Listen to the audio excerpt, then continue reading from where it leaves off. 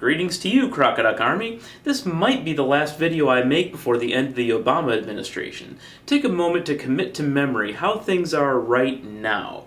By any standard measure, the economy is doing quite well. That doesn't necessarily mean that you personally are doing well, but overall the economy is quite good and generally improving. If you remember how things were when Obama took office, you'll know it was a huge mess. As well as fixing that mess, laws targeting abortion clinics were ruled unconstitutional, and same-sex marriage was ruled as protected by the Constitution. There are tens of millions fewer uninsured Americans thanks to Obamacare. So now we get to see what the consequences are for electing a wealthy reality TV host who knows very little about government and is ready to antagonize pretty much anyone he feels like for the most petty of reasons. To paraphrase what someone tweeted to Trump recently, "Can you at least wait until you're actually president to kill us all with your Twitter account?" Shortly after the election, I made a video about how he won, and I don't want to entirely reopen that can of worms. But I thought of a better way to explain something. In that election, think of everyone as having a slider. -1 being a vote for Trump, 0 being not voting or a vote for one of the many third-party candidates who were clearly never catching fire, and +1 being a vote for Hillary. In each state, if the total is less than 0, Trump wins. The millions of people who voted for Obama previously and then switched that slider from 1 to 0 for this election all want to claim that they had no culpability for the result. Claiming it's not your fault when you move the slider from 1 to 0 is not accurate. We're all responsible for our choices, and you share some culpability for the results, just as would be the case for me if Hillary had won and we all died in World War III. That was actually the most laughable claim I heard from liberals who didn't vote for Hillary, by the way.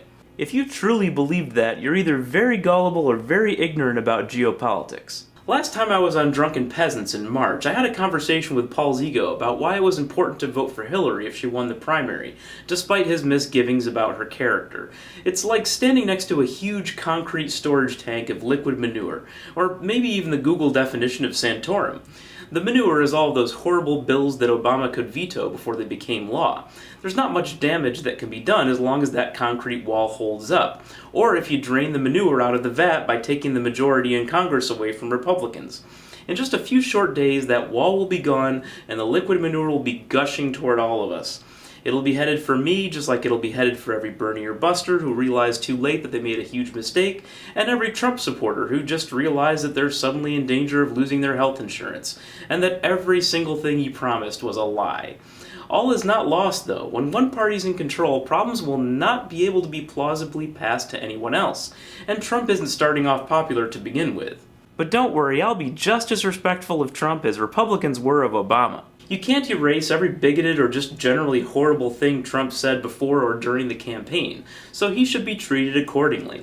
I would be fine with Trump being successful, in theory, except his version of success looks a lot different from mine, so I'm not too hopeful about that.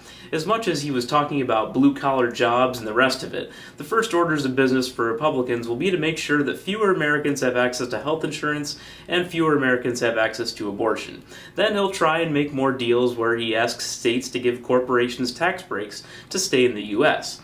Then those states will have to go into deficits or cut education or raise taxes on individuals.